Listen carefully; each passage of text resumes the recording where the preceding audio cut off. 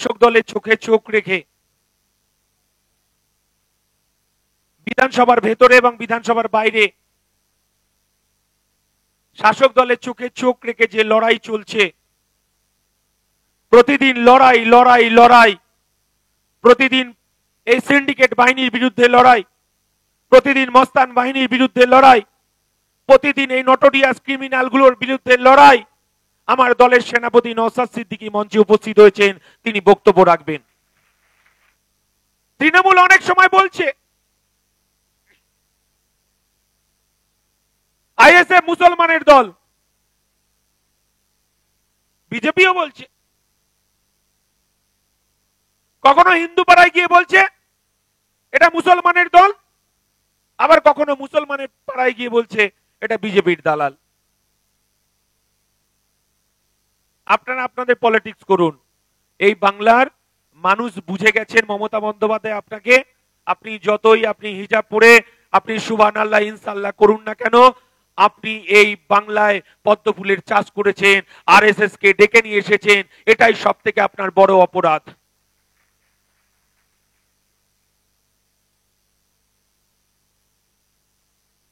একটা রাজ্যের প্রধানের কাজ কি?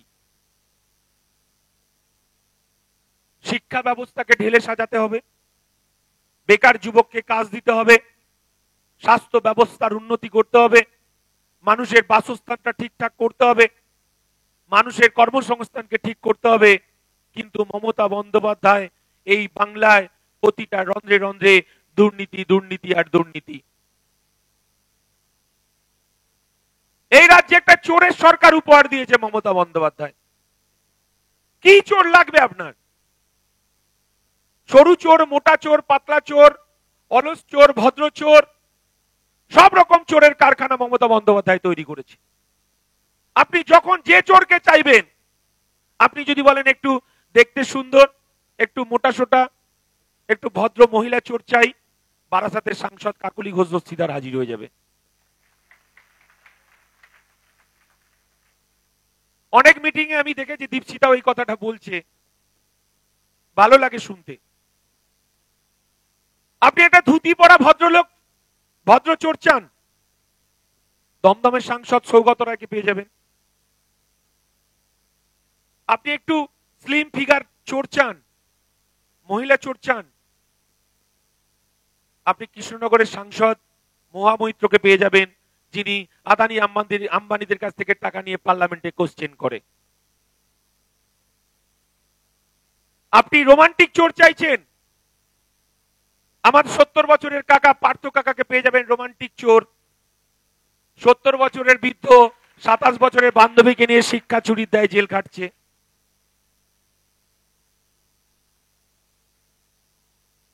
তো তৃণমূল যে চোরে চোর সরকার উপহার দিয়েছে বাংলার মানুষকে, আর মমতা বন্দ্যোপাধ্যায় 24 সালের লোকসভা নির্বাচন, এই 24 সালের লোকসভা নির্বাচনে মমতা বন্দ্যোপাধ্যায় এনআরসির ভয় দেখিয়েছিলেন।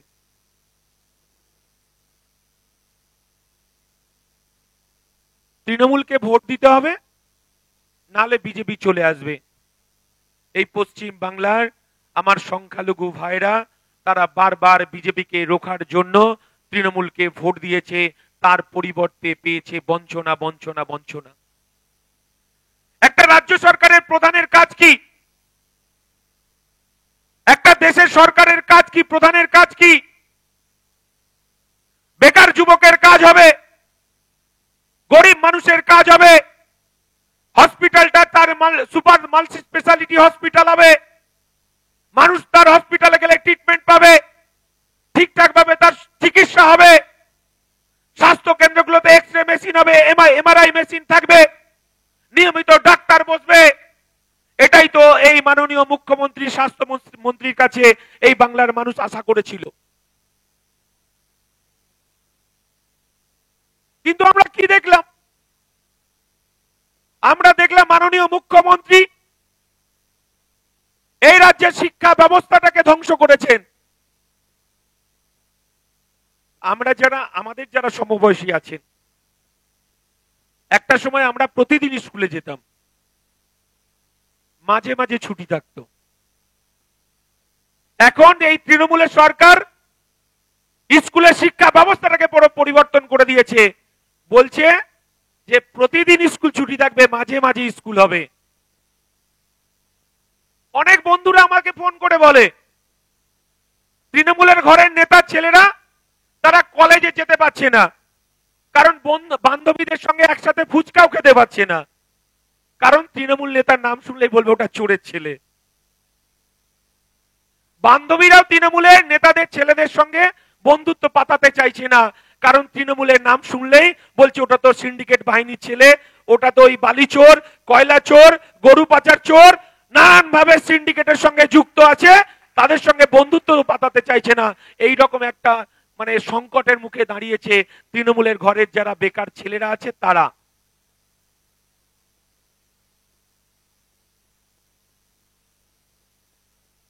পরিস্থিতি খুব কঠিন। আজকে আমি ভাবতেও পারছিলাম না যে সত্যজিৎ ভবন পুরো চেয়ারগুলো ভর্তি হয়ে যাবে। রাজারহাটে এত কর্মী, এত আমাদের সহযোদ্ধা আছে, তৃণমূলকে টাকা দিয়ে নিয়ে আসতে হবে, নালে বিরিয়ানির প্যাকেট দিয়ে নিয়ে আসতে হবে। সেটা প্রিয়াঙ্কা আমাদের দেখিয়ে দিয়েছে আজকে যে বিরিয়ানি ছাড়া, টাকা ছাড়া আমরা হল ভর্তি করতে পারি। কিন্তু আমরা বক্তব্য শুনবো, কিন্তু বক্তব্য শোনার সঙ্গে সঙ্গে আমাকে সে দলের নির্দেশ, দলের শৃঙ্খলা, সেটাকেও আমাকে মাথায় রাখতে হবে।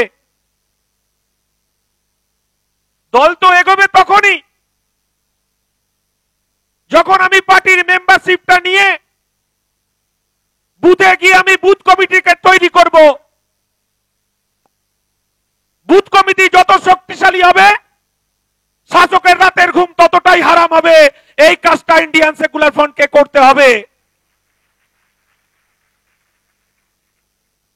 আজকে রাজারহাটের যে প্রত্যেকটা এই হলটা কানায় কানায় ভর্তি হয়ে গেছে, যেটা আমরা কল্পনাও করতে পারিনি যে রাজারহাটের মতো জায়গায় এই সিন্ডিকেট বাহিনীর চোখে চোখ রেখে, এই তৃণমূলের দালালদের চোখে চোখ রেখে এত মানুষ ইন্ডিয়ান সেকুলার ফ্রন্টের আমার দলের চেয়ারম্যানকে সেনাপতি মেনে প্রতিদিন লড়াই করছে এবং পুলিশের মিথ্যে মামলার বিরুদ্ধে লড়াই করছে।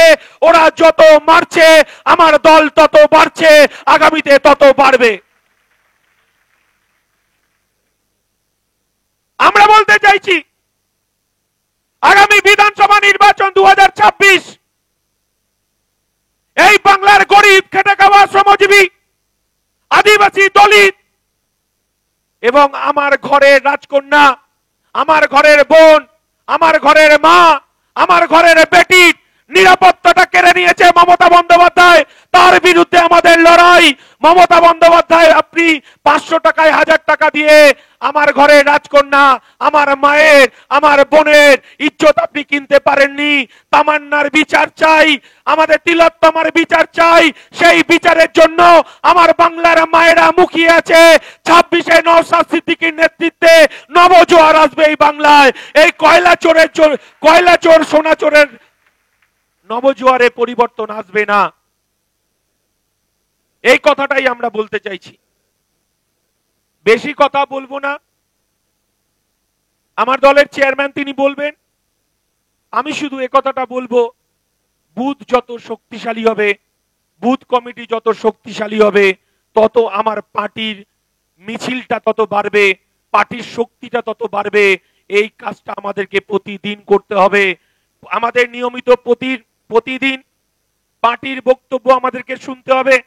পার্টি প্রতিদিন আমাদের নতুন নতুন গাইডলাইন দিচ্ছে, সেই গাইডলাইন মেনে আমাদেরকে কাজ করতে হবে। আর সবার আগে আমাদেরকে নেতা মানতে শিখতে হবে। দলের একটা শৃঙ্খলা আছে, দলের শৃঙ্খলা মেনে যদি আপনি পার্টি করতে পারেন তাহলে আপনি দলের নেতা। আর আপনি যদি দলের শৃঙ্খলা, দলের নেতা যদি আপনি না মানতে পারেন তাহলে আপনি XYZ, আপনি দলের কেউ নয়। এই কথাটা আপনাদেরকে মনে রাখতে হবে। প্রতিদিন আমরা আমাদের জীবনকে বাজি রেখে প্রতিদিন আমার দলের চেয়ারম্যান জীবনকে বাজি রেখে, আমাদের কর্মীরা জীবনকে বাজি রেখে প্রতিদিন আমরা দলকে বাড়ানোর চেষ্টা করছি। আর যারা দলে থেকে দলের ক্ষতি করবেন তাদের সম্পর্ক পার্টি কঠোর সিদ্ধান্ত নেবে এবং পার্টি সেই জায়গায় গেছে, পার্টির গাইডলাইন খুব তাড়াতাড়ি আমাদের কর্মীদের মধ্যে আসবে। পার্টির গাইডলাইন মানতে হবে। পার্টি যাকে নেতা তৈরি করবে, গণতান্ত্রিক পদ্ধতিতে নেতা হবে, তাকে নেতা হিসেবে মানতে হবে। আমরা তো আর যাই হোক তৃণমূল নই, আমরা তো বিজেপি নই, আমরা ইন্ডিয়ান সেকুলার ফ্রন্ট। আমরা নতুন দিনের আমাদের বেকার, যুবক, খেটে খাওয়া শ্রমজীবী মানুষ, আদিবাসী, দলিত মানুষ তাদের সাংবিধানিক অধিকার ফিরে পাক। সংবিধান আমাদেরকে যে অধিকার দিয়েছে সেই অধিকার আমরা ফিরে পাওয়ার যে লড়াই, সেই লড়াই আমরা নিরন্তর চালিয়ে যাচ্ছি এবং আগামীতেও সেই লড়াই চালিয়ে যাব। এবং শাসক দলের চোখে চোখ রেখে আমাদের 2026-এ এই লড়াই আমাদের চলবে। মাথা ঠান্ডা রেখে প্রতিদিন আমাদের সংগঠনের কাজ করতে হবে। এই কথা বলে সকলকে আমার সংগ্রামী অভিনন্দন জানিয়ে, ইনক্লাবি অভিনন্দন জানিয়ে আমার বক্তব্য শেষ করছি। জয় হিন্দ। ইনক্লাব জিন্দাবাদ, ইন্ডিয়ান সেকুলার ফ্রন্ট জিন্দাবাদ, নওশাদ সিদ্দিকী জিন্দাবাদ।